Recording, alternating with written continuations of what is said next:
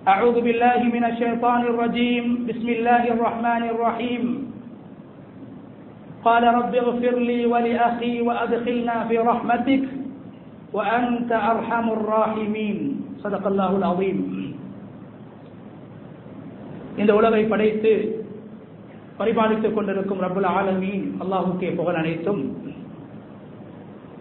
ஸலாத்தும் ஸலாமும் நமது தூதர் முஹம்மது ஸல்லல்லாஹு அலைஹி வஸல்லம் அவர்கள் மீதிலும், அவர்களை பின்பற்றி வாழ்ந்த சஹாபாக்கள், தாபிஈன்கள், தபஉ தாபிஈன்கள், கியாமத்துடைய நாள் வரைக்கும் இந்த உலகத்தில் அல்லாஹ்வை ஏற்று வாழ்கின்ற அனைத்து முஃமின்கள் மீதும் உண்டாகட்டும்.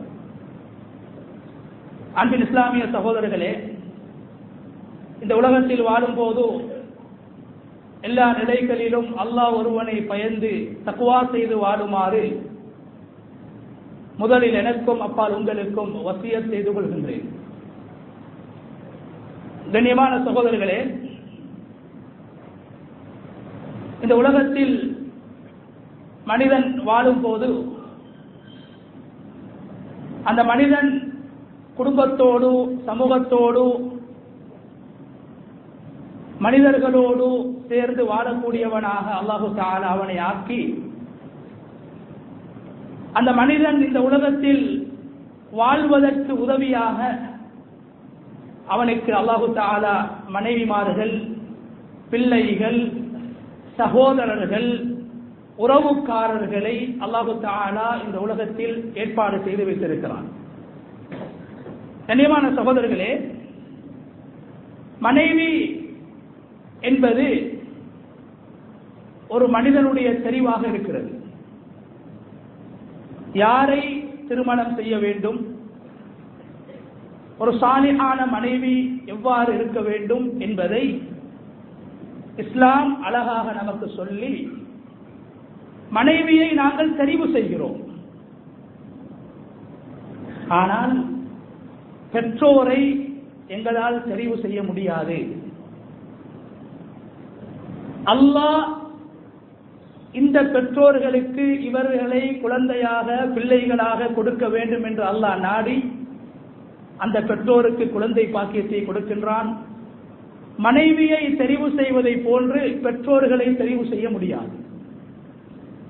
அதே போன்று கண்ணியமானவர்களே, எங்களோடு பிறந்த எங்களுடைய சகோதர சகோதரிகள், இது நாம் தெரிவு செய்வது கிடையாது. அல்லாஹ் தெரிவு செய்து இந்த உலகத்திலே எமக்கு கொடுக்கின்றான். கண்ணியமான சகோதரர்களே, குழந்தைகள், நம்மை பெற்ற பெற்றோர்கள் நமது தெரிவு கிடையாது, அது அல்லாஹ்வுடைய தெரிவு.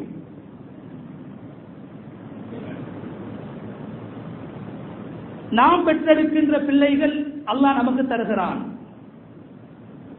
கண்ணியமான சகோதரர்களே, இன்று பிள்ளைகளை நாங்கள் பாக்கியமாக கருதுகிறோம், பிள்ளைகளை அருளாக கருதுகிறோம், பிள்ளைகளை இறைவன் கொடுத்த வரமாக கருதுகிறோம். ஆனால் எம்மோடு பிறந்தவர்கள்,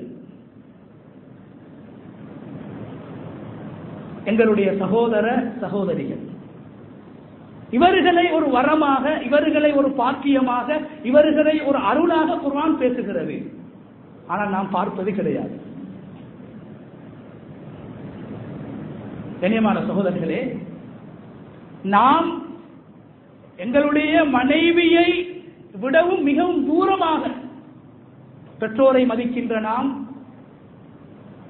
பெற்றோர்களை பற்றி அதிகமாக பேசப்படுகிறது. பிள்ளைகள் பெற்றோர்களுக்கு என்ன செய்ய வேண்டும், என்ன உபகாரம் செய்ய வேண்டும், ஒரு பிள்ளைக்கு தகப்பன் என்ன செய்ய வேண்டும், அதிகமாக பேசப்படுகிறது.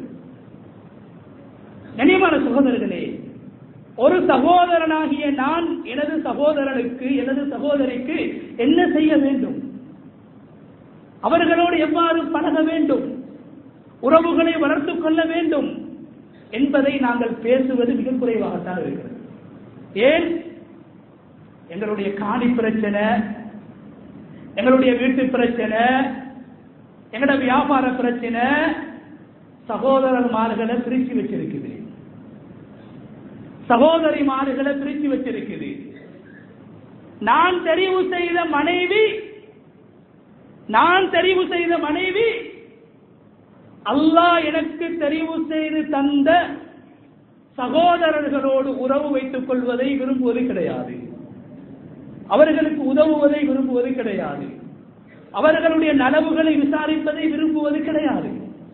கனிவான சகோதரர்களே, குர்ஆன் ஹதீஸ் பெற்றோருக்கு அடுத்ததாக எம்மோடு பிறந்த சகோதரர்களுக்கான இடத்தை கொடுத்திருக்கிறது, சகோதரிக்கான இடத்தை கொடுத்திருக்கிறது.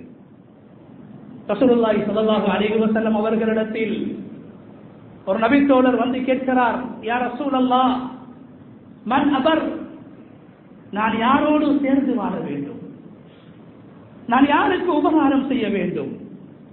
சொன்னார்கள் ஸல்லல்லாஹு அலைஹி வஸல்லம், உம்மக், முதலாவது உன்னுடைய தாய், உன்னை பெற்றெடுத்த தாய், தாய்க்கு நீ அதிகமாக உபகாரம் செய்ய வேண்டும், தாயை நீ மதிக்க வேண்டும். இரண்டாவது சொன்னார்கள், சும்மா அபாக், உன தாய்க்கு பின்னால நீ உலகத்தில் மதிக்க வேண்டிய ஆள், நீ கண்ணியப்படுத்த வேண்டிய ஆள், நீ உபசரிக்க வேண்டிய ஆள் உன்னுடைய தகப்பன், உன்னுடைய தந்தை என்று ரசூலுல்லாஹி ஸல்லல்லாஹு அலைஹி வஸல்லம் சொல்லிவிட்டு மூன்றாவது சொன்னார்கள், சும்மா அஹா, உன் உம்மாக்கு வாப்பாக்கு அடுத்தது, உன்னுடைய பெற்றோருக்கு அடுத்தது, நீ சேர்ந்து வாழ்வதற்கு, சேர்ந்து பழகுவதற்கு, உதவி செய்வதற்கு, உபகாரம் செய்வதற்கு தகுதியானவன் உன்னுடைய சகோதரன். பெற்றோரின் மகிமையை விளங்கிய நாம், பிள்ளைகளின் பெருமதியை விளங்கிய நாம், குர்ஆன் மூன்றாவது அந்தஸ்து வழங்குகின்ற எம்மோடு பிறந்த எமது சகோதர சகோதரிகளுடைய அந்தஸ்தை நாங்கள் விளங்கி இருக்கின்றோமா, கண்ணியத்தை விளங்கி இருக்கின்றோமா? கண்ணியமான சகோதரர்களே, ஒரு சகோதரனுக்கு நல்ல ஒரு சகோதரன் கிடைப்பது, ஒரு நானாவுக்கு நல்ல ஒரு தம்பி கிடைப்பது, ஒரு தம்பிக்கு நல்ல ஒரு நானா கிடைக்கிறது, குர்ஆன் இதை பாக்கியம் என்று பேசுகிறது. கண்ணியமான சகோதரர்களே, குர்ஆன்ல 3 உறவுகளை அல்லாஹ் பேசுகிறான். 3 உறவுகள், 3 நபிமார்களுடைய வரலாற்றை பேசுகிற போது அந்த நபிமார்களுடைய 3 உறவுகளை அல்லாஹ் பேசுகின்றான். அதில் முதலாவது நபி மூசா அலைஹிஸ்ஸலாம், அவருடைய சகோதரர் நபி ஹாரூன் அலைஹிஸ்ஸலாம். இவர்களுடைய சகோதரத்துவத்தை, அவர்கள் இருவருக்கு மத்தியில் காணப்பட்ட அந்த உறவை குர்ஆன் கியாமத்துடைய நாள் வரைக்கும் ஓதப்படுகின்ற அந்த குர்ஆனில் அல்லாஹ் மிக அழுத்தம் திருத்தமாக பேசுகின்றான். ஒரு சகோதரனுடைய மகிமையை பேசுகிறான். வாழ்க்கையில் சில பேர்கள் சொல்வார்கள், கண்ணியமான சகோதரர்களே, இந்த காலத்தில் சகோதரமார்களை நம்புகிறாங்க, என்ற கூட்டாளிமார நான் நம்புவேன். இது பொய், இது இயல்புக்கு மாற்றம். நான் என்ற நானாவை சரியாக புரிஞ்சு கொள்ளல, நான் என்ற தம்பியை புரிஞ்சு கொள்ளல, ஏதோ ஒரு மனக்கசப்பு. நாங்க சொல்றோம், என்ற கூட்டாளி மாறி என்ற நானா மாறி இல்ல, என்ற கூட்டாளி மாறு நல்ல. கண்ணியமான சகோதரர்களே, குர்ஆன் சொல்லுது, உங்களோட உம்மா வாப்பாக்கு அடுத்தது உங்களோட சகோதரர். 2 சகோதரர்களுடைய உறவு தொடர்பு, அதை குர்ஆன் பேசுகிறது பல இடங்களிலே. ஒரு சகோதரன் தன்னோடு பிறந்த சகோதரனோடு எவ்வாறு பேச வேண்டும், தவறுகளும் பிரச்சனைகளும் ஏற்படுகின்ற போது எவ்வாறு நடந்து கொள்ள வேண்டும், என்னென்ன கடமைகளை செய்ய வேண்டும் என்பதை குர்ஆன் பேசுகிறது. நபி மூசா அலைஹிஸ்ஸலாம் அவர்களுடைய சம்பவத்தின் ஊடாக. கண்ணியமான சகோதரர்களே, இந்த நபி மூசா அலைஹிஸ்ஸலாம் அவர்களுக்கு பேச்சாற்றல் கிடையாது, பேச முடியாது. குர்ஆன் சொல்கிறது, வலா யகாது யுபீன், தெளிவாக ஒரு வார்த்தையை கூட மொழிய முடியாத அளவு நாவிலே முடிச்சு போடப்பட்டிருந்தது, கொன்னலாக இருந்தது, பேச முடியாது. ஆனால் நபி முஹம்மது ரசூலுல்லாஹ் ஸல்லல்லாஹு அலைஹி வஸல்லம் அவர்களுக்கு பின்னால் இந்த உலகத்தில் சிறந்த நபி நபி இப்ராஹிம் அலைஹிஸ்ஸலாம். இப்ராஹிம் அலைஹிஸ்ஸலாம் அவர்களுக்கு பின்னால் இந்த உலகத்தில் சிறந்த நபி நபி மூசா அலைஹிஸ்ஸலாம். அதற்கு பின்னால் தான் உலமாக்களுக்கு மத்தியிலே கருத்து வேற்றுமை இருக்கிறது. யூசுப் அலைஹிஸ்ஸலாமா, ஈசா அலைஹிஸ்ஸலாமா, இத்ரீஸ் அலைஹிஸ்ஸலாமா என்ற விடயத்தில் கருத்து வேற்றுமை இருக்கிறது. எனவே உலகத்தில் வாழ்ந்த லட்சக்கணக்கான நபிமார்கள் ரசூல்மார்களுக்கு மத்தியில் மூன்றாவது இடத்தை பிடித்த நபி மூசா அலைஹிஸ்ஸலாம். குர்ஆன் சொல்கிறது வலா யகாது யுபீன், அவரால் பேச முடியாது. அந்த காலகட்டத்தில் உலகத்தை ஆண்டு கொண்டிருந்த ஃபிரௌனை சந்திப்பதற்காக அல்லாஹ்வுடைய தூதை ஃபிரௌனுக்கு சொல்ல வேண்டும் என்பதற்காக நபி மூசா அலைஹிஸ்ஸலாம் அவர்களுக்கு அல்லாஹ் கட்டளையிடுகிறான், இத்ஹப் இலா ஃபிரௌன் இன்னஹு தகா, நீங்க ஃபிரௌனிடத்தில் போக வேண்டும். மூசா நபிக்கு பேச்சு வருவதில்லை, பயம், பேசினால் பேச்சை கேட்க மாட்டார்கள், அரச சபைக்கு போக வேண்டும். இந்த நேரத்தில் நபி மூசா அலைஹிஸ்ஸலாம் அவர்களுக்கு நண்பர்கள் இருந்தார்கள், தூரத்து உறவுக்காரர்கள் இருந்தார்கள்.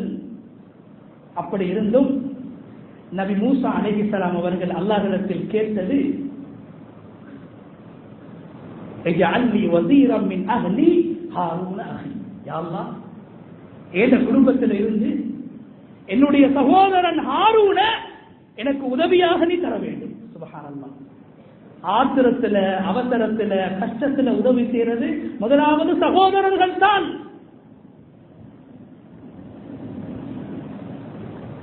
ஒரு பிரச்சனை வரும்போது முதலாவது உனக்கு கை கொடுக்கிறது உன்னுடைய சகோதரன், உன்னுடைய கவலையில அவன் பங்கெடுக்கிறது உன்னுடைய சகோதரன், உனது தனிமையில் உனக்கு உதவியாக இருப்பவன் உனது சகோதரன், நீ விழுந்தால் உன்னை தூக்கிவிடக்கூடியவன் உனது சகோதரன்,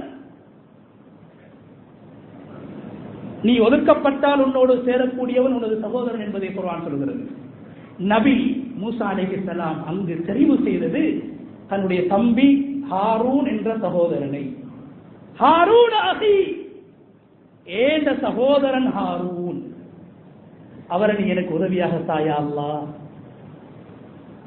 உஸ்துத் பிஹி அஸ்ரி, அவரின் மூலமாக என்னை பலப்படுத்துவாயாக. சுப்ஹானல்லாஹ். ஒரு சகோதரன் பலம். சகோதரர்களே, இன்றைக்கு நேற்று கண்ட மனைவி, இன்றைக்கு நேற்று கண்ட வியாபார பிசினஸ் பார்ட்னர் என்ன சொல்றாரு, ஏண்ட நானாமார என்ன கொண்டாடி கிட்ட வைக்கலாது, ஏண்ட கூட்டாளி மாதிரி கிட்ட என்ன நானாவும் வைக்கலாது. மூசா அலைஹிஸ்ஸலாம் சொல்றாங்க, உஸ்துத் பிஹி அஸ்ரி, என்னை பலப்படுத்தி எனது சகோதரரின் மூலம். குர்ஆன் சொல்லுது, உனக்கு பலம் உன்னுடைய சகோதரர்கள், உன்ட நானாவும் உன்ட தம்பியும் தான் உனக்கு பலம். வஅஷ்ரிக்ஹு ஃபீ அம்ரி, யா அல்லாஹ் முக்கியமான தாவாவுடைய பயணத்துக்காக ஃபிரௌனை சந்திப்பதற்காக போக இருக்கிறேன், எனக்கு உதவியாக, எனது கூட்டாளியாக, எனது பக்கத்தில் வரக்கூடியவராக, என்னோடு பிரயாணம் செய்யக்கூடியவராக எனது சகோதரனை நீ ஆக்கி தர வேண்டும். இனிமான சகோதரர்களே, கஷ்டம் வருகிற போது, பிரச்சனைகள் வருகிற போது நமக்கு கை கொடுக்கக்கூடியவர்கள் தான் எம்மோடு பிறந்த எங்களுடைய சகோதரர்களும் எங்களுடைய சகோதரிமார்கள். இனிமான சகோதரர்களே, உதவிக்காக மூசா அலைஹிஸ்ஸலாம் தனது சகோதரனை எடுத்தார்கள். அதே போன்று அதே மூசா நபி அலைஹிஸ்ஸலாத்துடைய வரலாற்றிலே அல்லாஹ் தஆலா இன்னும் ஒரு விடயத்தை படித்து தருகிறான். உங்களுடைய நானா அல்லது உங்களுடைய தம்பி உங்களுக்கு கொடுக்காத சிறப்பை, செல்வத்தை, அந்தஸ்தை, கண்ணியத்தை அல்லாஹ் அவர்களுக்கு கொடுத்திருப்பான். இன்றைக்கு சில பேர் நானாட முன்னேற்றம் காணேலா, தம்பி நானாவை கொலை செஞ்ச வரலாறு இருக்குது. தம்பியோட பிரச்சனை, தம்பியை கொலை செஞ்ச நானா இருக்கிறார் உலகத்தில், எங்கட நாட்டில் முஸ்லீம்கள் இருக்கிறாங்க. குர்ஆன் சொல்லுது, ஒரு தம்பி நானாட நலவை கண்டா, அவருக்கு அல்லாஹ் ஏதாவது பாக்கியத்தை கொடுத்திருந்தா, செல்வத்தை கொடுத்திருந்தா, ஆளுமைகளை கொடுத்திருந்தா பொறாமப்படக்கூடாது, நனவுகளை பாராட்ட வேணும்.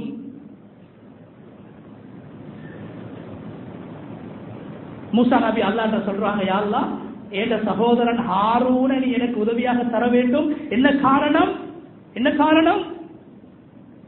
அஹி ஹாரூன் ஹுவ அஃஸஹு மின்னி லிசானா, ஏண்ட சகோதரன், உம்மாக்கு பிறந்த புள்ள, கூட பிறந்த என்னுடைய சகோதரர் ஹாரூன் என்னை விடவும் பேச்சாற்றல் அவருக்கு இருக்கிறது, பேச்சு திறன் இருக்கிறது, எனக்கு பேச முடியாது. யா அல்லாஹ், என் தம்பி நல்லா பேசுவார், பொறாமப்படல. குர்ஆன் சொல்லுது, உன்ன நானாட நலவை பார்க்கிறாயா, உன்ன நானாட ஒரு முன்னேற்றத்தை நீ பார்க்கிறாயா, உன்ன நானாக்கு வழங்கப்பட்ட ஒரு வளத்தை நீ பார்க்கிறாயா, பொறாமப்படாத. அந்த வாயால மூஞ்சிக்கு முன்னால சொல்லுங்க. ஊரை புகழ்றோம், நாங்க எங்கட நானாமார புகழ்றதுக்கு தயார் இல்லை. நண்பர்களை பாராட்டுறோம், ஏன்னா நானாவை பாராட்டுறதுக்கு நாங்க தயார் இல்லை, உற்சாகப்படுத்துறதுக்கு நாங்க தயார் இல்லை. அல்லாஹ்க்கு முன்னால மூசா நபி சொல்றாங்க, நபி ஒரு நபி சொல்றாங்க, இன்னும் தம்பி நபியாகல. அல்லாஹ்ட்ட சொல்றாங்க, யா அல்லாஹ், என் தம்பியை நீ நபியாக ஆக்க வேண்டும், என் தம்பிக்கும் அந்த நபுவத்துடைய பாக்கியம் கிடைக்க வேண்டும். ஏன் தெரியுமா? எனக்கு பேச இயலாது, நான் கொன்னல், பேசினா திக்குவாய், நான் திக்கி திக்கி பேசுறேன், என் தம்பி நல்லா பேசுவான். ஃபிரௌனிடத்துல போறதுக்கு உதவியாக என் தம்பி எனக்கு தாங்க, யா அல்லாஹ் என் தம்பி எனக்கு நீ ஆக்கித்தா, அவரை நபியாக மாற்றித்தா என்று அல்லாஹ்விடத்துல துஆ செஞ்சுட்டு சொல்றாங்க. என் தம்பிக்கு டேலண்ட் இருக்குது, ஆளுமை இருக்குது, அறிவு இருக்கிறது, பேச்சாற்றல் இருக்கிறது. ஒரு சகோதரன் இன்னொரு சகோதரனை புகழோடு. இந்த பாடமும் நபி மூசா அலைஹிஸ்ஸலாத்துடைய அந்த சம்பவத்தின் ஊடாக குர்ஆனிலே அல்லாஹ் நமக்கு சொல்லி தருகிறான். மூன்றாவது வழி கண்ணியமானவர்களே, சில போது சகோதரர்களுக்கு மத்தியிலே மனக்கசப்பு ஏற்படும், வாய் தர்க்கம் ஏற்படும், பிளவுகள் ஏற்படும், சண்டைகள் வரும். இது சகஜம். நபி மூசா அலைஹிஸ்ஸலாம் அவர்கள் தனது அன்பு தம்பி ஹாரூன் அலைஹிஸ்ஸலாம் அவர்களோடு கோபம் கொண்டு கழுத்தை பிடித்து இழுத்தார்கள். இதையும் குர்ஆன் பேசுகிறது. சகோதரர்கள் என்றால் அவர்கள் மலக்குகள் அல்ல, பிரச்சனை வரும் சகஜம், சண்டைகள் வரும் சகஜம். ஆனால் எவ்வாறு நடந்து கொள்ள வேண்டும்? நபி மூசா அலைஹிஸ்ஸலாம் அல்லாஹ்வை சந்திப்பதற்காக வேண்டி போகிறார்கள். அல்லாஹ்வை சந்தித்து விட்டு வருகிறார்கள். சில நாட்களுக்கு பின்னால் யாரெல்லாம் நபி மூசா அலைஹிஸ்ஸலாம் அவர்களை ஏற்றிருந்தார்களோ, முஃமின்களாக ஆகியிருந்தார்களோ, அவர்கள் எல்லோரும் மதம் மாறி விடுகிறார்கள்.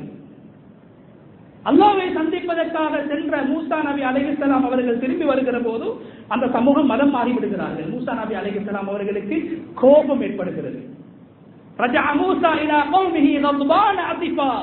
குர்ஆன் சொல்லுது, அந்த பயணத்திலிருந்து வரும்போது வந்து பார்க்கிறாங்க, கஷ்டப்பட்டு இஸ்லாத்தை சொல்லி அல்லாஹ்வை சொல்லி முஃமின்களை உருவாக்கிட்டு ஏண்ட சகோதரன் ஹாரூனுக்கு பொறுப்பு கொடுத்துட்டு போறேன், வந்து பார்த்தா ஹாரூன் அந்த பொறுப்பை செய்யல, மக்கள் எல்லாம் மதம் மாறிட்டாங்க. குர்ஆன் சொல்லுது கத்பான அஸிஃபா. ஒரு பக்கம் அவருக்கு கோபம், இன்னொரு பக்கம் கவலை. கவலையோட வந்து முதலாவது செஞ்ச வேலை, தந்த சகோதரன் தம்பிட ஹாரூனுடைய தாடியை பிடிச்சு இழுத்தாங்க. இது சண்டை பிடிச்சது காசுக்காக, சொத்துக்காக, வழக்குக்காக, வம்புக்காக அல்ல, அல்லது பிள்ளை சண்டைக்காக அல்ல. இன்றைக்கு அநேகமான சகோதரமார் பேசிக்கொள்றதுல என்னன்னா, அவருடைய பிள்ளைக்கு நானோட பிள்ளைக்கும் இடையில சின்ன ஒரு சண்டை, அவருடைய மனைவிக்கும் நானோட மனைவிக்கும் இடையில ஒரு சின்ன ஒரு பிரச்சனை. வருஷம் பேசுறதில்ல, 50 வருஷமா பேசுறதில்ல, 30 வருஷமா பேசுறதில்ல, 20 வருஷமா பேசுறதில்ல, மையத்துக்கு கூட போறதில்ல. சுப்ஹானல்லாஹ். ஒரு சான் காணிக்காக. மூசா நபி கோபப்பட்டது காணிக்காக, சொத்துக்காக, காசுக்காக, பணத்துக்காக அல்ல, மாறாக நான் உன்னை பொறுப்பாக நியமித்து விட்டு போனேன், இந்த ஊர் மக்களுடைய பொறுப்பை உனக்கு தந்து விட்டு போனேன், நீ பொறுப்பை செய்யவில்லையே என்று தாடியை பிடித்து இழுக்கிறார்கள், அடிப்பதற்காக. குர்ஆன் சொல்கிறது, அகத பிரஹ்தி அஹிஹி யஜுருஹு இலை. நானட தம்பிட தலையை பிடிச்சி மூசா அலைஹிஸ்ஸலாம் இழுக்கிறாங்க, இழுத்துக் கொண்டு வராங்க. ஊர் மக்கள் எல்லாரும் பார்த்து கொண்டிருக்கிறாங்க. கண்ணியமான சகோதரர்களே, இப்ப தம்பியாக இருந்தாலும் கேவலப்படுத்தக்கூடாது. தம்பிதான் ஒரு தவறை செஞ்சுட்டான், கடையில வேலை செய்யறான் தம்பி, எல்லாரும் முன்னுக்கு கேவலப்படுத்தக்கூடாது, சபையில கேவலப்படுத்தக்கூடாது. தம்பிதான் என்று எல்லா விதமான உரிமைகளையும் எடுத்து அவர்களை கசக்கி பொழிய முடியாது, அவர்களை மதிக்க வேண்டும். இப்ப தலையை பிடிச்சி இழுத்துட்டு வாராங்க, ஊர் மக்கள் எல்லாம் பார்த்து கொண்டு இருக்கிறாங்க. இப்ப ஹாரூன் அலைஹிஸ்ஸலாத்துக்கு வெட்கம் வருது. என்னதை கேட்கல, நானா வந்த வரத்துல எனக்கு அடிக்கிறாரு, அடிக்க வாராரு, தலையை பிடிச்சி இழுக்கிறாரு. சூரா அல்-அராஃப்ல குர்ஆன்ல அல்லாஹ் பேசுறான் இந்த சம்பவத்தை. கட்டுக்கதைகள் அல்ல இது, குர்ஆன்ல வரக்கூடிய சம்பவம். இப்ப ஹாரூன் அலைஹிஸ்ஸலாம் பாருங்க, நானா அடிக்க வாராரு, இழுத்துக்கொண்டு வாராரு, தம்பி கோவப்படல, தம்பி நானாவை மதிக்கிறாங்க. நானா தானே மன்னிச்சிடுவோம், விட்டுட்டு போயிடுவோம், நானா தானே அடிக்கிறாரு, நானா தானே ஏசுறாரு, நானா தானே தண்டிக்கிறாரு. கண்ணியமான சகோதரிகளே, இப்ப ஹாரூன் அலைஹிஸ்ஸலாம் சொல்றாங்க, இப்னு அஹி லா தഖுத் பிலிஹியத்தி வலா பிரஸி, என்ற தலையை என்ற தாடியை பிடிச்சு இழுக்க வேணாம், எனக்கு அடிக்க வேணாம். இன்னி ஹஷீது அன் தகூல ஃபர்ரக்த பைன பனி இஸ்ராயீல் வலம் தர்குக்கும், நான் நீங்கள் இந்த பொறுப்பை எனக்கு தந்துவிட்டு போனீர்கள். இன்னல் கௌம ஸபஅூனி, நீங்க போனதுக்கு பின்னால நான் தனிச்சிட்டேன். நாங்க ரெண்டு பேரும் பலமாக இருந்த போது, ஒற்றுமையாக இருந்த போது, ஒன்றாக இருந்த போது நாம் சாதித்தோம், உறுதியாக இருந்தோம். நீங்க போய் செய்ய இப்ப அல்லாஹ்வை சந்திக்கிறதுக்காக நான் தனிச்சிட்டேன். இன்னல் கௌம ஸபஅூனி, இப்ப இந்த சமூகம், உங்களை ஏற்றுக்கொண்ட சமூகம் என்னை பலகீனப்படுத்தி விட்டார்கள், என்னை பலகீனப்படுத்தி விட்டார்கள். வகாது யக்துலூனனி, என்னை கொலை செய்வதற்கு தயாராகி விட்டார்கள்.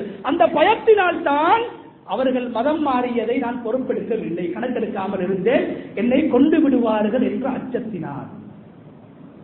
இங்க ஒரு பாடம் என்ன? சகோதரர்கள் ஒற்றுமையாக தைரியமாக இருந்தால் அவர்கள் நினைத்ததை சாதிக்கலாம், அவர்கள் நினைத்த பிரகாரம் கண்ணியமாக இருக்கலாம். எப்போது சகோதரர்கள் நானா தம்பிமார் பிரிஞ்சு விடுவார்களோ அது தோல்விக்கான அடையாளமாக, அது வீழ்ச்சிக்கான அடையாளமாக மாறிவிடும். இப்பதான் உடனே தம்பி மன்னிப்பு கேட்கிறாரு, நான் செஞ்ச தவறு, நானா இப்படி செஞ்சிருக்க கூடாது, ஏன் செஞ்சேன், இந்த மக்கள் என்னை கொண்டுடுவாங்க என்ற பயம், நான் தனிச்சிட்டேன், தனிமையின் பயத்தினால் நான் இவ்வாறு செய்தேன். அவர்களுடைய அந்த அவர்கள் செய்த சிறுக்கை நான் பார்த்து கொண்டிருந்தேன், அவர்களை தடுக்கவில்லை என்று சொன்ன போது இப்ப நபி மூசா அலைஹிஸ்ஸலாம் என்ன செய்யறாங்க? அந்த சகோதரனுக்கு துஆ செய்யறாங்க. அதையும் அல்லாஹ் சொல்றான், قال رب اغفر لي ولأخي وادخلنا في رحمتك وانت ارحم الراحمين. யா அல்லாஹ், என்னையும் மன்னித்து விடு, என்னையும் மன்னிச்சிடு. ஏன்? விஷயம் தெரியாம நான் என் தம்பிக்கு அடிச்சிட்டேன், விஷயம் தெரியாம ஊர் மக்களுக்கு முன்னால தம்பியை கேவலப்படுத்திட்டேன், யாரை நீ மன்னிச்சிடு.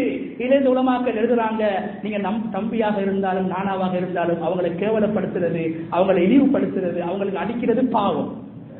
அவங்க மன்னிக்காட்டி அல்லாஹ் அவங்களை மன்னிக்க மாட்டான். ஒரு சகோதரன் இன்னொரு சகோதரன் மன்னிக்காட்டி அல்லாஹ் மன்னிக்க மாட்டான். மூசா நபி அல்லாஹ் இடத்துல மன்னிப்பு கேட்கிறாங்க, ரப்பிகுஃபிர்லி, யாழ் என்ன மன்னிச்சிடு, விஷயம் தெரியாம என் தம்பிக்கு நான் அடிச்சிட்டேன். இரண்டாவது வலியாகி என்ற சகோதரனை மன்னிச்சிடு. மக்கள் இணை வைக்கும் போது அதை அவர் பார்த்து கொண்டிருந்தார், அதையும் மன்னித்து விடு. அதுகின்னா பி ரஹ்மத்திக், உன்னுடைய ரஹ்மத்தில் எங்களை சேர்த்து விடுவாயாக. அன்த அர்ஹமுர் ராஹிமீன், நீ இரக்கம் காட்டக்கூடியவர்களுக்கெல்லாம் மிகவும் இரக்கம் காட்டக்கூடியவர் என்ற துஆவை செய்கிறார்கள். அந்த துஆவை கூட அல்லாஹ் குர்ஆனிலே சொல்கிறான். எனவே கண்ணியமானவர்களே, எங்களோடு பிறந்தவர்களை நாங்கள் மதிக்க வேண்டும்.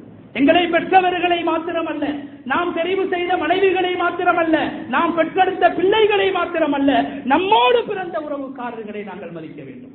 அவர்களுக்கு உதவ வேண்டும், உதவி செய்ய வேண்டும், அன்பளிப்புகளை செய்ய வேண்டும், அவர்களை பாராட்ட வேண்டும். ரசூலுல்லாஹி ஸல்லல்லாஹு அலைஹி வஸல்லம் அவர்களோடு பிறந்த பெண் அல்ல, நபி அவர்களோடு பால் குடித்த ஷைமா என்ற பால்குடி சகோதரி ஹுனைனுடைய யுத்தத்தில் கைதியாக பிடிபட்டிருக்கிறார்கள். நபி அவர்களுக்கு அடையாளம் கூட தெரியாது. நபியிடத்திலே வந்த அந்த பெண் சொல்கிறாள், ஷைமா, யா ரசூலல்லாஹ், நானும் நீங்களும் ஒரு தாயிடத்தில் பால் குடித்திருக்கிறோம், எனக்கும் உங்களுக்கும் இடையிலே பால் குடி உறவு இருக்கிறது. அப்போது நபி ஸல்லல்லாஹு அலைஹி வஸல்லம் அவர்களுக்கு தெரியாது, சின்ன விடயத்தில், சின்ன காலத்தில் நடந்த விடயம் கேட்கிறார்கள். அப்படி என்றால் என்ன அடையாளம், என்ன ஆதாரம், யாரு சாட்சி? சொன்னாங்க, ஷைமா, யா ரசூலல்லாஹ், எனக்கும் உங்களுக்கும் ஒரே வயசு, நாங்க பால் குடிச்சு கொண்டிருக்கும் போது, சின்ன வயசுல விளையாடி கொண்டிருக்கும் போது நீங்க என்ன முதுக கடிச்சீங்க, கோவத்துல சின்ன வயசுல என்ன முதுக நீங்க கடிச்சீங்க, அந்த அடையாளம் எனது உடம்பிலே இருக்கிறது.